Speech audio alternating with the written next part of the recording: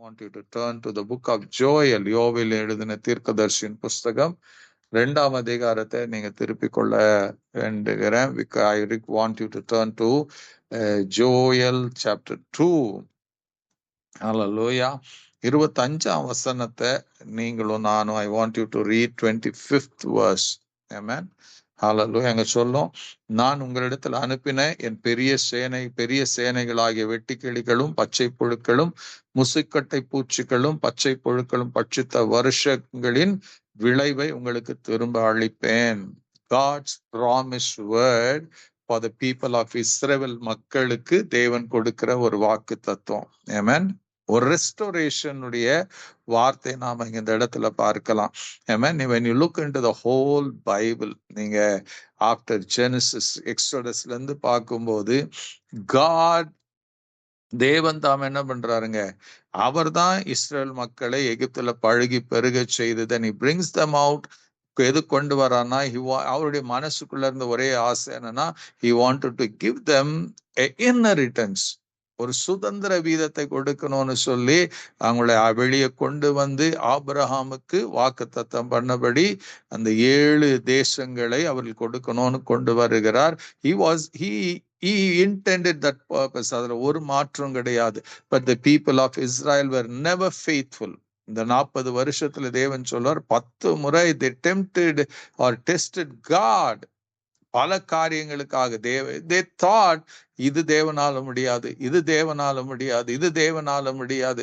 அவர் வானத்திலிருந்து நமக்கு இந்த வனாந்தரத்துல எங்க சாப்பாடு கொடுக்க முடியும், இந்த வனாந்தரத்துல எங்க நமக்கு தண்ணி கொடுக்க முடியும், இந்த வனாந்தரத்துல நமக்கு எங்க தேவனை hallelujah, he can give us meat, ஆகார இறைச்சி எப்படி கொடுக்க முடியும், இப்படி நிறைய they had test.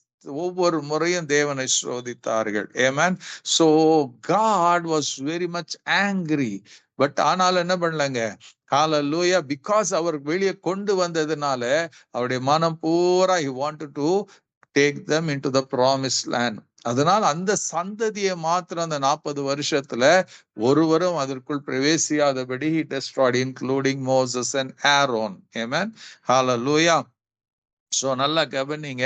இப்போ ஆண்டவர் அந்த இஸ்ரவேல் மக்கள் தான் they kept on and kept on. மறுபடியும் they tempted God, they disobeyed God, they tested God. இதெல்லாம் பண்ணும்போது every time God felt, அதுக்கு ஒரு கோபம் வரும்போது அவர் சொல்லுவார், I'm going to do this, ஒரு தீமை வர விடுவேன் சொல்லுவார்.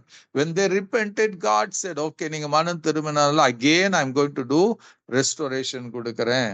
Amen. அதுதான் நீங்க Judges, book of Judges பாத்தீங்கன்னா it's the same thing. Every time they walked away from God, God gave them, சத்ரு கையில ஒப்பு கொடுத்தார். When they repented and came, again God came, அவர்களை எழுப்பினாரு, ரெஸ்டோரேஷன் கொடுத்தாரு, மறுபடியும் அவங்க வாழ்க்கை கட்டினார். இங்க பாத்தீங்கன்னா the same thing. இங்கே கர்த்தர் என்ன சொல்றாங்க, the people of Israel again they sinned against God. அப்ப அவர் சொல்லும் போது என்ன பண்றாரு, நான் உங்களிடத்துல அனுப்பினேன். It means God only sent a judgment upon the people of Israel. அதை நீங்க யோவேல் 1ஆம் அதிகாரம் 4ஆம் வசனத்துல பாத்தீங்கன்னா the same thing has been written over there.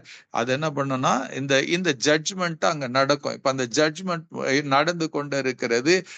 God tells the people of Israel, now you pray, fast பண்ணுங்க, ப்ரே பண்ணுங்க, ரிப்பென்ட் ஆகுங்க என்று சொல்லி, hallelujah, when they began to pray, நீங்க 2ஆம் அதிகாரம் 10ஆம் வசனத்துல பாத்தீங்கன்னா they prayed, அவர்கள் எல்லாம் இணைந்து ஜெபம் பண்ண போது 18ஆம் வசனத்துல சொல்லும், அப்ப கர்த்தர் தமது தேசத்துக்காக வைராக்கியம் கொண்டு தமது ஜனத்தை கடாட்சித்தாராம். 17ஆம் அதிகாரத்துல அவங்க ஜெபிக்கிறாங்க, 17ஆம் வசனத்துல ஜெபிக்கிறாங்க, 18ஆம் வசனத்துல கர்த்தர் ஜெபத்தை கேட்கிறாரு. அந்த ஜெபத்தை கேட்ட பிறகு இப்ப அவர் சொல்றாரு, நான் உங்களிடத்துல அனுப்பினேன் பெரிய சேனையாகிய வெட்டு கிளிகளுக்கும் பச்சை கிளிக்கும் முசுக்கட்டை பூச்சிக்கும் பச்சை புழுக்களும் பட்சித்த வருஷங்களின் விளைவை உங்களுக்கு திரும்ப, I'm going to give you back, நான் உங்களுக்கு திரும்ப கொடுப்பேன். It means God was telling, whatever you have lost, நீங்க இழந்து போனது, I don't know why you have lost. இன்னைக்கு நாம இழந்து முக்கியமான காரணம் என்னன்னா அவர் disobedience, நம்முடைய கீழ்ப்படியாமை நிமித்தம் நிறைய ஆசீர்வாதங்களை நாம் இழந்து போய் கொண்டிருக்கிறோம். Amen. You cannot deny that. உங்களை நீங்களே ஒரு கொஸ்டின் போட்டு பாருங்க, ஏன் என் வாழ்க்கையில இதெல்லாம் இல்லாம இருக்கிறது? அத்தனை வாக்கு தத்தங்களை கர்த்தர் கொடுத்திருக்கிறார். God has promised to do that, but nothing is happening. நினைப்பீங்கன்னா இன்னைக்கு today God is saying, see, if you have prayed, நீங்க மனம் திரும்புவீங்கன்னா, I'm going to do something. நான் உங்களுக்கு நீங்க இழந்து போனதெல்லாம் நான் திரும்ப உங்களுக்கு நான் கொடுக்க போகிறேன். I'm going to give you back, or I'm going to restore what you have lost. நீங்க இழந்து போனதை நாங்க உங்களுக்கு திருப்பி கொடுப்பேன். எல்லாருக்கும் ஆசை இல்லையா? எல்லாருக்கும் என்ன ஆசைங்க? I want something from God. நீங்க இழந்து போனதை, it may be health, it may be money, it may be wealth, it may be something. ஏதோ ஒண்ணு நீங்க இழந்து போயிருக்கலாம். As you are listening, God knows that you are God knows and you know that you have lost something. எதையோ ஒன்னு இழந்து போயிட்டு இன்னைக்கு அழுது கொண்டு இருக்கிறீங்க. Your heart is crying, your mind is just confused, ஒரு குழப்பத்தோட நீங்க இருக்கிறீங்க. And God has been watching over you. ஏன்னா அந்த கவனிச்சுட்டு இன்னைக்கு இரவுல God wants to give you a hope. ஒரு நம்பிக்கை கொடுக்க விரும்புகிறாரு. அந்த நம்பிக்கையோட he wants to, அந்த நம்பிக்கையின் வார்த்தை என்னன்னா, he says, என்ன சொல்றாருன்னா, hallelujah, உங்களுக்கு திரும்ப நீங்க ஹalleluya பட்சித்த வருஷங்களின் விளைவை உங்களுக்கு நான் திரும்ப கொடுப்பேன். I'm going to give back. நான் உங்களுக்கு என்ன பண்றேங்க? I will restore to you the years that the locusts have eaten. Amen. I will restore to you. நான் உங்களுக்கு திரும்ப கொடுக்க போகிறேன். What you had. யோபுடைய வாழ்க்கையில பாத்தீங்கன்னா, he had, அவனுடைய நல்ல நாட்களில இருந்ததை காட்டிலும் அவன் அந்த ஒரு தீமைக்குள்ள கடந்து வெளியே வரும்போது அவனுக்கு 2 மடங்கு ஆசீர்வாதத்தை கொடுத்தாராம். ஆமென். ஹalleluya. அந்த கொஞ்ச நாட்கள் அந்த உபத்திரவத்தின் பாதையில் அவன் கடந்து போகுவேன். God gave permission to Satan. அதனால அவனுக்கு அந்த தீங்கு அனுமதிக்க சாத்தானுக்கு இடம் அதிகாரம் கொடுத்த போது அவன் எல்லாத்தையும் சாகடித்தான். யோபுடைய கழுதைகள், ஒட்டகங்கள், இதெல்லாம் போச்சு. அவனுடைய 10 பிள்ளைங்க செத்து போனாங்க. So that was a big calamity அவங்க வாழ்க்கையில இருந்து கொண்டு இருந்தது. தென் அந்த கடைசி 42ஆம் அதிகாரத்துல வரும்போது காட்ஸ் அவனோட பேசுகிறாரு.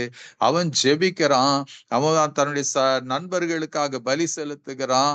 அப்போது கர்த்தர் வேதம் சொல்லுகிறது, அவனுக்கு 2 மடங்கு ஆசீர்வாதத்தை கொடுத்தாராம். God restored a double portion. அதாவது கர்த்தர் இன்னைக்கு நீங்க இழந்து போனது எப்படி இழந்து போனீங்களோ எனக்கு தெரியாது. பையா ஏதோ ஒரு துணிகரமான காரியத்துல இருக்கலாம், யாரோ ஒரு சொல்லி நீங்க ஏமாந்து எதையோ ஒன்று இழந்து போயிருக்கலாம். Hallelujah. Though you have lost something because of something which I don't know, which only you know and God knows. So அதனால உள்ள மனசுக்குள்ள ஒரு வேதனையும் ஒரு கலக்கமும் ஒரு பயத்தோட எவ்ரிடே உங்க வாழ்க்கை நகர்ந்து கொண்டு இருக்கலாம். ஆனா tonight God wants to tell you, give you a hope. இது ஒரு நம்பிக்கைக்குரிய வார்த்தை கூட உங்களுக்கு. I am going to restore everything you have lost. I'm going to give you back everything you have lost. அது கர்த்தர் எப்படி செய்வாரு அது எனக்கு தெரியாதுங்க. But I believe in his word. When God says something, தன் வார்த்தையில சொல்லும் போது he never looks back.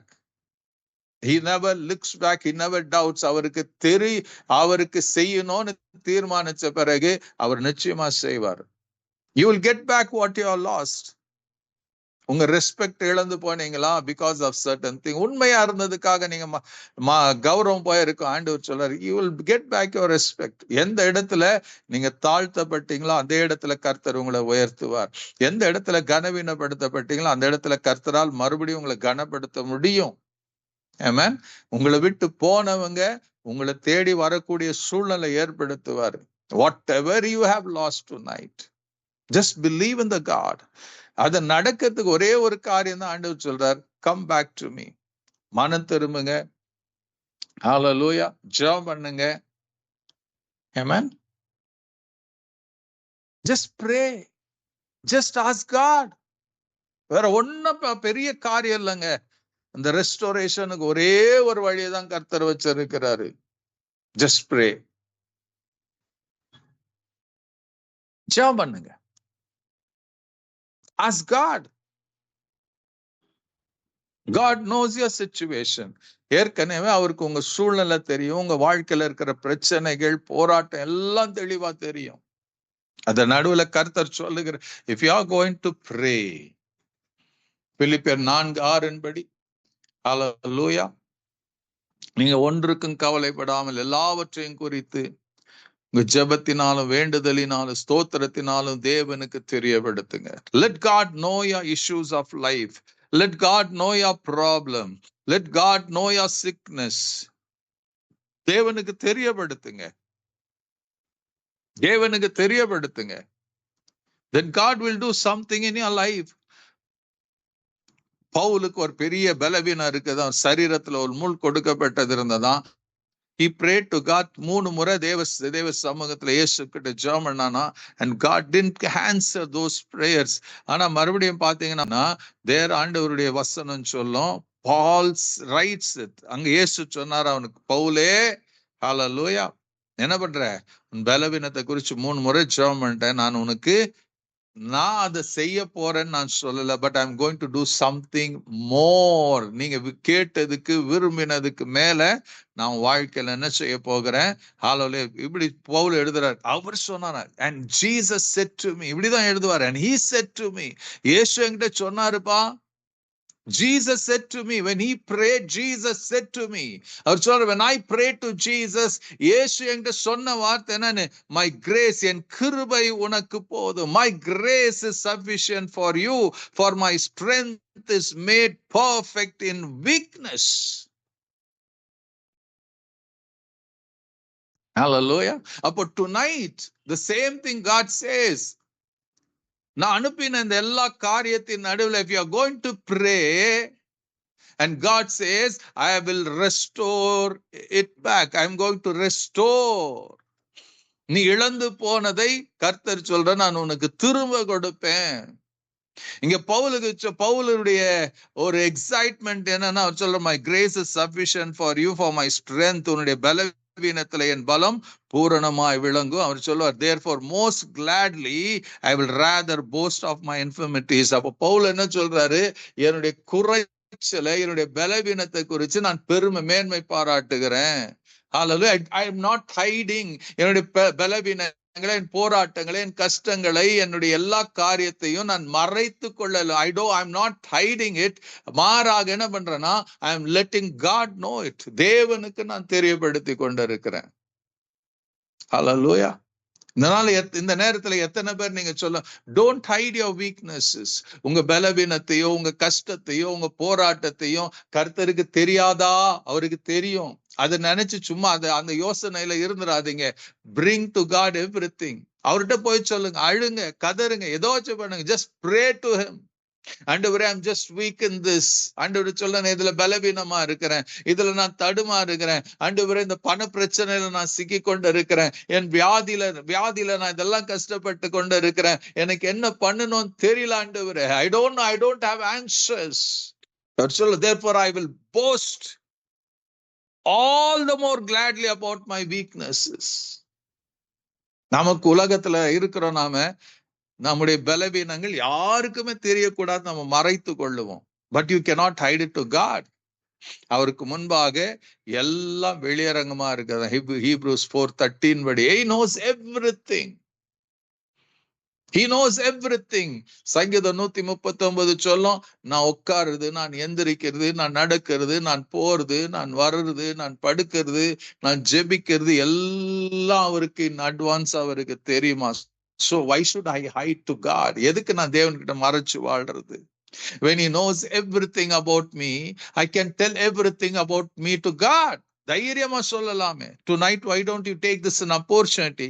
இது ஒரு சந்தர்ப்பமா எடுத்து நீங்க ஏன் சொல்லக்கூடாது? ஏன் தேவ சமூகத்துல நீங்க ஜெபிக்க கூடாது? Why don't you bring the issues of your life to God? அது உங்க குறிச்சா இருக்கலாம், உங்க குடும்பத்தை குறிச்சா இருக்கலாம். Especially God is concerned about you and your family. உங்க பிள்ளைகளை குறிச்சா இருக்கலாம், உங்க மனைவியை குறிச்சா இருக்கலாம், உங்க கணவனை குறிச்சா இருக்கலாம். ஏதோ ஒரு காரியம், it may be a disturbing thing, ஒரு பலவீனப்பட்ட காரியமா இருக்கலாம். something which you don't want that உங்க வாழ்க்கையில தொடரக்கூடாதுன்னு நினைக்கலாம். ஒரு காலத்துல இப்படி இருந்தது, இப்ப இல்லைன்னு நினைக்கலாம். God says, if you are going to bring it to me in your prayer, நானே ஒரு தீமை உங்க வாழ்க்கையில அனுமதிச்சிருந்தாலும் நான் அதை ரெட்டைப்பா நான் what I'm going to do is I'm going to give you back. நான் உங்களுக்கு திரும்ப கொடுப்பேன்.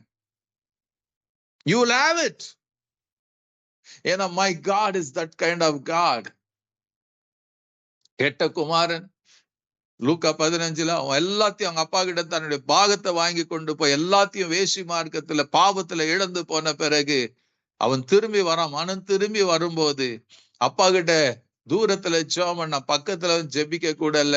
அவங்க அப்பா ஓடி வந்து அவனை கட்டி அணைச்சு முத்தம் கொடுத்து அவன் வீட்டுக்கு கொண்டு போறாரு. அவன் அப்பா கிட்ட சொல்றான், நான் வேலைக்காரனா இருக்கும். அப்பா சொல்றான், என் மகன் என்னைக்குமே மகன் தான். அப்ப கர்த்தர் என்ன சொல்றாரு இந்த யூ ஆர் புதிய ஏற்பாடுல படிக்கும் போது எவ்ரி ஒன் இந்த சத்தத்தை கேட்கிறேன், நீங்க sons and daughters of God. அப்ப அவர் சொல்ற, என் மகனே என் மகளே, நீ always you will be my son and my daughter. வீட்டுக்கு கொண்டு போறாரு. அவனுக்கு வேலைக்காரர் சொல்ற, குளிக்க வை, புதிய வஸ்திரம் போடு, கைக்கு மோந்திரம் போடு, விரலுக்கு காலுக்கு செருப்பு போடு. Let us have a function. Let us have a rejoicing. ஒரு ஆடை விட்டு நாம கொண்டாடுவோம். இந்த பிள்ளை மகன் காணாத போனா இப்ப திரும்ப வந்திருக்கிறான். So let us rejoice. So இன்னைக்கு கர்த்தர் அதை தான் செய்ய போகிறார். God wants to rejoice. உங்க மேல ஹalleluya அவர் ரிச்சாய்ஸ் பண்ண விரும்புகிறாரு. ஜெபனியா 3:17 படி he wants to sing a love song upon you. But are you going to pray? Are you going to தேவன் கிட்ட வந்து சொல்லுவீங்களா? Hallelujah. Just if possible in the நேரத்துல don't keep your mouth shut. மௌனமா இருக்காதீங்க. Let God know your worries. Let God know your problem. அவர் உங்களுக்காக ஏற்படுத்தி வைத்திருக்கிறதை உங்களுக்கு நிச்சயமாக அருளி செய்வார்.